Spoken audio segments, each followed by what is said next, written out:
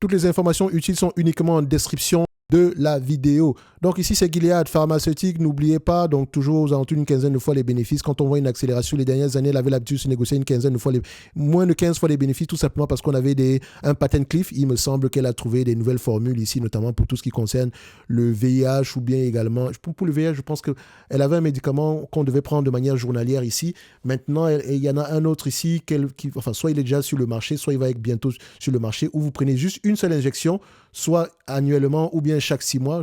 Donc maintenant, il y a de fortes chances que les malades n'oublient plus de prendre leurs médicaments de manière générale. Et c'est une bonne chose. Elle a également un médicament qui soigne, je pense que je ne sais pas quel type d'hépatite ici. Ça soigne, ça ne guérit, ça ne soulage pas, ça soigne littéralement. Donc Gilead ici est habitué également à faire de très bonnes acquisitions.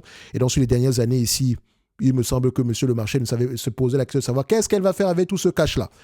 Eh bien, elle a dû trouver une solution. C'est la raison pour laquelle on a eu une accélération des prix sur les dernières années, mais depuis 10 ans à peu près, enfin depuis 2017, elle a fait presque 10 ans à stagner. 10 ans littéralement. Pendant ce temps, qu'est-ce qu'elle faisait? Rachat d'actions, versement d'un dividende, acquisition, d'accord? Donc, c'est pour ça que j'aime bien payer les entreprises en dessous de 15 fois les bénéfices. Vous voyez ici, le nombre d'actions a plutôt diminué sur les dernières années. Et il me semble même que c'est sur les... On a plutôt accès... Ici, 2018, est-ce que c'est même le cas ici? On a plutôt versement d'un dividende. Ouais, bon, ça aurait été préférable de faire également un rachat d'actions ici. Mais bref, Gilead, elle est dans ma watchlist.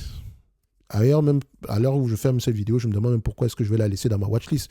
Donc, Gilead, c'est une pharmaceutique. Je n'aime pas trop les pharmaceutiques, surtout quand elles ressemblent à ça. Mais je l'ai surtout mis dans la watchlist parce qu'elle a un passif ici de très bonnes acquisitions. Si vous regardez, elle a un ADN ici de game changer, littéralement.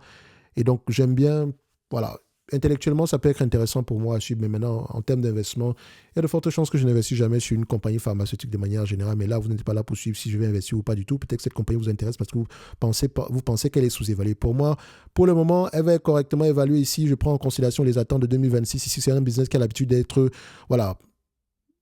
Généralement, les années ont tendance à faire de bonnes prévisions ici. 70% du temps, ils ont raison. Faites attention. 15 fois les bénéfices de 2028, ça donne à peu près 165 $ l'action, moins la dette nette, 165, moins la dette nette ici, ça donne combien? Aux alentours de, dette nette, ça 12 ici, voilà, je vais mettre 165, c'est insignifiant comme dette, voilà, 165, moins 12, ça donne combien? 153, donc je viens ici dans ma watchlist, 153, Gilead, je mets la date d'aujourd'hui, 153, ça mettra que, oh, Gilead est sous-évalué. Bon, pharmaceutique, on sait que c'est 15 fois les bénéfices. Donc voilà, pour moi, ça sera juste correctement évalué, sans plus. Le dividende, il est safe. Si elle vous distribue la totalité des bénéfices nets en dividende, vous aurez 6%. Actuellement, il distribue 2,32%.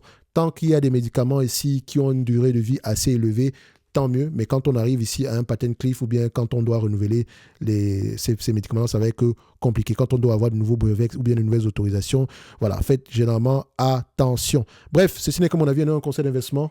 Comme d'habitude, je me réserve pleinement et royalement le droit de me tromper. Comme je l'ai dit en début de la vidéo, toutes les informations utiles pour les personnes sérieuses en matière de stock picking sont en description de la vidéo. Ceci n'est qu'une analyse quantitative. Merci, au revoir.